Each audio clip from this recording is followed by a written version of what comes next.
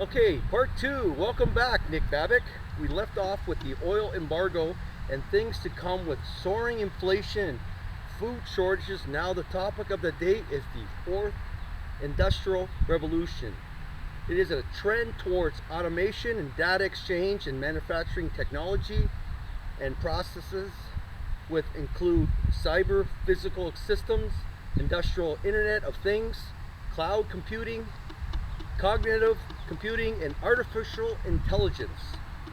You mentioned that smartphones and video games ruin the younger generation with technology changing rapidly every day, and the blockchain they're introducing, the application of the blockchain technology could go far beyond cryptocurrency and could be extremely useful for a host of other applications across many different industries, affecting many different aspects of our lives in business and elsewhere. Today's technology will be replaced with AI intelligence, less work for the common folk, replaced by checkouts, delivery by drones, autonomous vehicles. What's your take on that? Okay, well, you in that last sentence, that actually got me thinking. There is a drone that they use overseas in Asia, actually, and the drone flies up, and they have a fire hose hooked up to it, so this way it can actually put out a fire on the 20th floor, 25th floor by drone. But it can also shoot a flame out, which I saw the other day, which I thought was interesting. But AI, do you really want AI taking over every aspect of your life? What are humans going to do? We have over 6 billion people, close to 7 billion. What does a human do? How does a human make money? How does a human survive if you have AI? Now you have to remember that anything that is mobile, a robot, a drone, they need a battery. And right now they think that lithium is the way to go. Go and do your own research and take a look at the leftovers of a lithium mining complex and what it does to the nature of things and what it does to the planet just to get those batteries for those EV cars. And Nikola Tesla back in the 30s had a electric vehicle. His was powered by perpetual motion. He did not have to plug his car in at all. It was powered all the time. Why aren't we using that technology? That's the question. Why do we not use it? Why? No money in it. You can't make money off of it. Now this fourth industrial revolution, they want to bankrupt all the economies. They want to get rid of paper money. And paper money, it is paper money. In 1971, when Nixon, that famous signing where he took the gold-back standard off of the American fiat dollar and had it as the petrodollar, and as he's signing it, you all saw that wicked look that he's got with that smile when he's looking up as he's signing it. And it just happens that the World Economic Forum was formed in 1971 by the Club of Rome members. And if you look at today, that was Klaus Schwab. He coined the phrase fourth industrial revolution. That's correct. Mr. Schwab is one of the many that's with the Rockefeller family, DuPont family, the Rothschilds. Bilderberg. You have your Bilderberg group, and the Bilderberg is from Holland. Switzerland? Holland? Holland. Okay. And that was a family. That was royalty. What they're doing is they are trying to get the royalty that's dwindled down, that is apparently powerless, to put them back into power. And that is happening across this whole globe. And you have everyone knows what his book said about depopulation. Think about it yourselves. What happens when you have AI, and AI is smarter than humans? What happens when AI starts building their own robots, taking their own commands? What happens when that day comes? The movie Terminator. Who says that that actually really can't happen? If we keep going down this road, Well, I guess we'll find out. Isn't Elon Musk building a bunch of robots, GoBots, that are replacing humans for high risk jobs such as climbing a roof or what have you, and the high risk jobs for high labor? I can understand having AI do something that is very risky, that would in other words, that if a human being was to do it, that they may lose their lives, that they've got a great chance at losing their life, and having a robot do it, something that you can absolutely 100% control. But once you have something that you can't control, that's where the problem runs. Elon Musk wants, he's been watching a lot of Star Trek, where he wants everyone microchipped and to have your brain function, the synapses in your brain control something. It's another form of control. Coin-based digital credits. Well, you can print as many as you want to anybody that you want. How is it going to be backed by gold? How are they going to do this?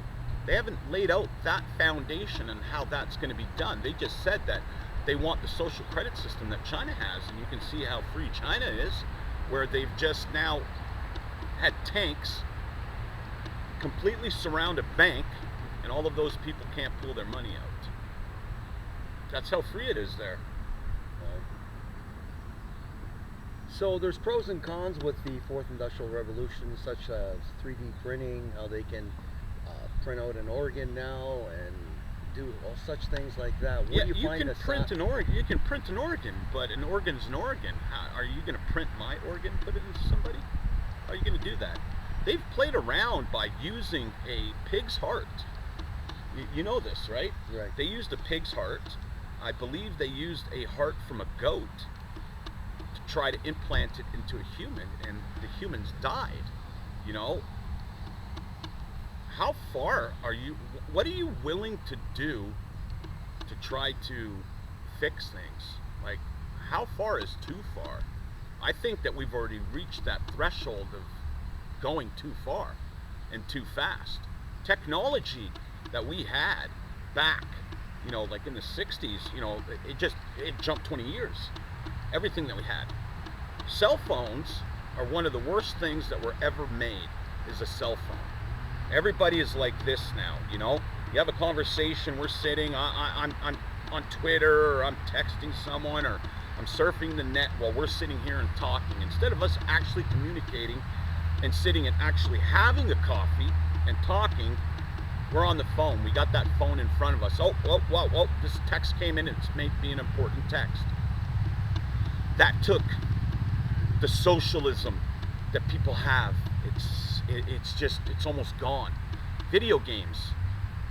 Okay, video games. Yeah, you're having fun, you're playing. Back when I was a kid, we had Intellivision, ColecoVision, we had Atari. But you played the game only for an hour or two. Now the games that come out, like, I'm going to name a game that I really like, which is Grand Theft Auto, and you could sit there and you can play for, dozens of hours. Days. You can keep playing it. Across the world.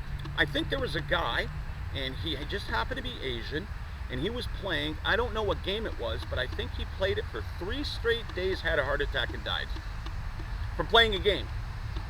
Instead of going out like this, being in a park the way John and I are, right here, having sun hitting me, getting that vitamin, the vitamins from the sun, getting the oxygen from this tree, and to play football, maybe to play baseball, to run around, play tag. All of those things that had to do with being physically active are now gone. Replaced by HD. Absolutely replaced by high definition computers, 3D computers that are replacing everything, barcodes replacing everything, taking away the social aspect. It's our fault. This is our fault. You know why? It's to make money. That's what this is just to make money. Let me ask you guys a question.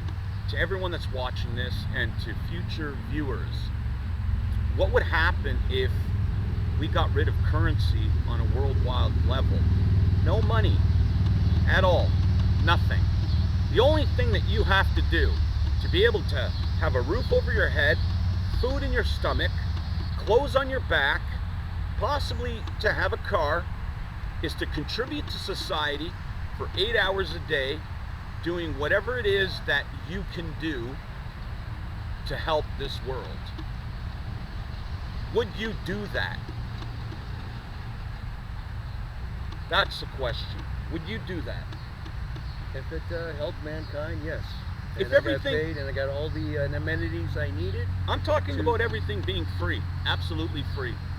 You know, doctors that want to be doctors, that actually really want to cure people, those are the people that are going to be going to be doctors, because we're going to need those doctors. You know, is there going to be violence? Is crime? Your crime goes down. You don't. There is no currency. There's nothing that's being handed to John or to me after, for instance, myself. Let's just say that. Let's say I was in a wheelchair, that I'm handicapped, that I can't do much. Well, you know what? Maybe my contribution for those 8 hours is to be in that wheelchair, drive around, and or in my electric scooter, and to pick up garbage, or to be on a computer marketing something, to do something like that. We're still going to need people that are going to want to build homes. You're going to need electricians, you're going to need plumbers, you're going to need all of this. But those are going to be the people that are going to be doing these jobs, are the ones that they want to do these jobs. And in everything being free, that child right now in Africa or in South America or here in Canada or in Europe that doesn't have a chance at life, that is born poor, starving and hungry, that won't live to see 5 years, that child now is going to live their life not having to worry about poverty. And that child just might have the brain capacity to build something like, for instance, let's just say a spaceship, to be able to go into space.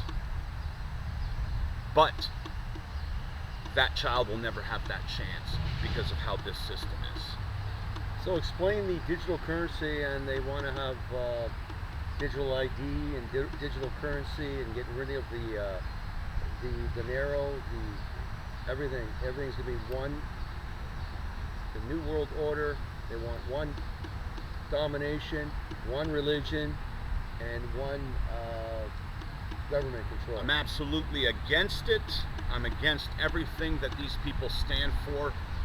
But I could tell you this: what they're doing is absolute control of a person. They're going to let you know when it's okay for you to watch TV. They're going to let you know when it's okay for you to work, when to sleep, when to do. Social credit system? That's your social credit system. If you swear, your neighbor hears it, doesn't like it, it's profanity, they'll probably have a number that they're going to call. They're going to report you. Your score is going to go down. You can't go on the internet now. You may lose your internet privileges for that day or for a week, maybe. Maybe they're going to have something where to access your fridge, you have to have a certain score. You don't know what can happen until you let it happen. And I'm not one of those people that is interested in letting that happen.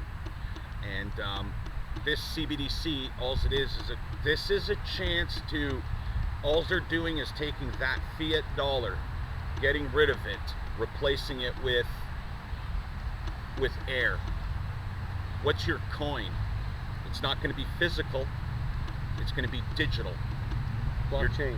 Your digital ID for what? They want facial recognition. They want to have, almost pretty much tattoo a barcode right here so they can just scan you. There are some buses right now that actually have scanners in the bus to actually scan people's QR codes that they have through vaccination. And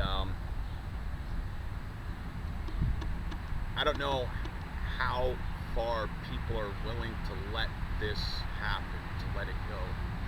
Ask yourselves, the world that you live in right now, how things just are right now, is that okay, or do you want to be like China, where if your score is too low, you can't leave the country, you can't eat, you can't drive? Don't you call that control, and total, absolute control? Aren't they revolting right now?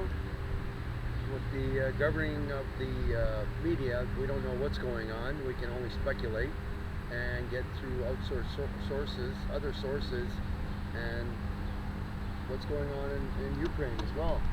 Well, what they did now is China made a deal with, well, not made a deal. They told Apple that everyone that has an iPhone, that certain functions on that iPhone are going to be turned off, that they cannot, for instance, copy videos off of, say YouTube or TikTok or Facebook. If they see a great video, they're not going to be able to record it, to send it, to actually email it to their friends.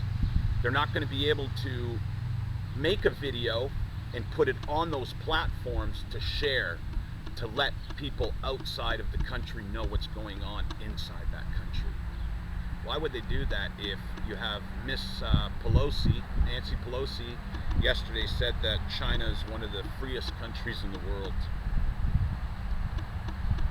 Do you believe that, John? Believe it or not, you heard it from Pelosi. Yeah, she Nancy said it Pelosi. herself. I just, you know, Trust her. country after country, they're telling Apple what they want. I haven't heard anything about Androids yet, but I believe that once China, now that they've gone down that road, they're going to do it with, you know, Samsung. They have their own brand of phone, Huawei. I don't know how to pronounce the name, how it's correctly pronounced. Huawei, I think. Is that a type of phone?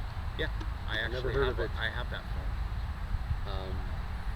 With the technology advancing every 18 months, fast forward to 2030, when they want to convert everything to electricity. They expanded the grid. They put all kinds of extra monitors on poles and everything with facial recognition. What do you think it's going to be? Robots. 2030, you've got 6+ billion people that I don't think are going to let 2030 happen. I don't think the Great Reset's going to go through. I think that one of the things that they wanted to do was to depopulate and control, to do it as best as they can to see how far they can get, and they're accomplishing their goal pretty good right now. But if John and I, in the city that we live in, if we had, let's just say, 30% of the people in this city, if they actually had EV cars that they have to plug in to charge at home, the power in the entire city would be blacked out. No power for your stove, no power to your fridge. Everything in your fridge goes rotten. It goes bad. You don't have air conditioning, nor do you have heat. But yet they're still pushing electric vehicles. Did you know that solar and wind contribute more to climate change than keeping coal and keeping the way nuclear, and to keep things the way they are? That solar panels and those wind turbines contribute more negative on the environment. I believe it's 800 liters of oil goes into one of those wind turbines. 800 liters of oil. So they're still using oil. And there's no carbon footprint on those. And there is. They don't have no. They just spin. There's no carbon footprint. No. The oil's not Your solar panel still needs oil with plastics and everything to make the panel. You're contributing more carbon after that. Is what I'm trying to say. No, but what's in it to run, to function? That's where your carbon footprint is. But the wind spinning. But it's a one-time deal. You take a look at back in Holland with the old windmills. Those were wooden windmills that had a chain attached to generate electricity. When the wind's going, it's generating electricity. When the wind's not going, it's not.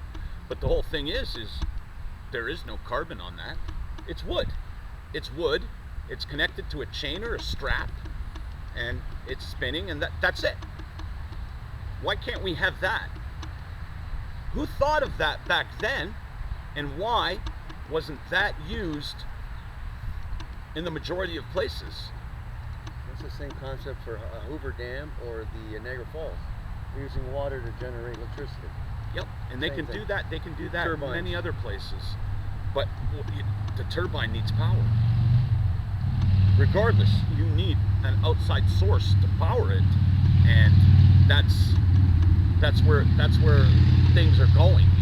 You want to start heading into that direction, and lithium batteries. There's a guy. His name is Maxwell Chicambusto.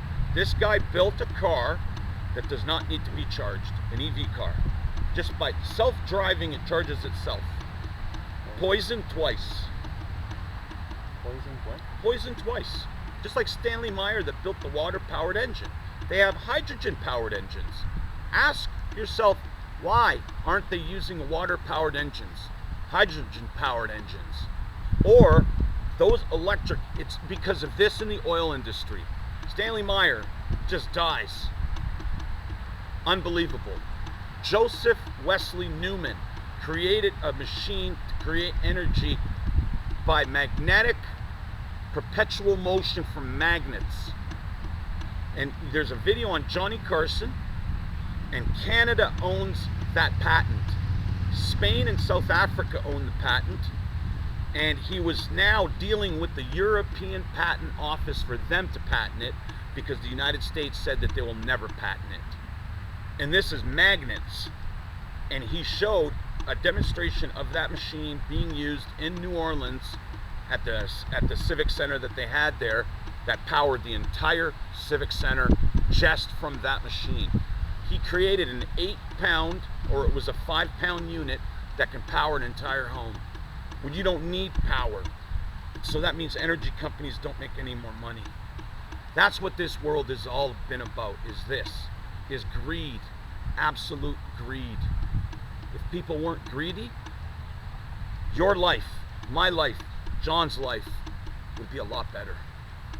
And we'd be in a lot better position, in a lot better world today if that was the case.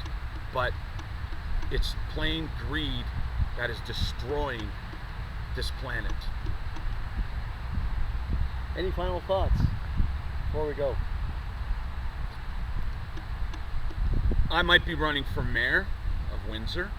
I'm not too Wish you sure, luck. but I'm thinking about doing that because we need to have some type of accountability. The current mayor that we do have, spending a lot of money on, I just can't see how renovating a museum for $21 million, how do you get that price tag? You can build a brand new museum, probably get 5 Picassos, a couple Michelangelos to get those in there, Van Gogh, for the same price tag.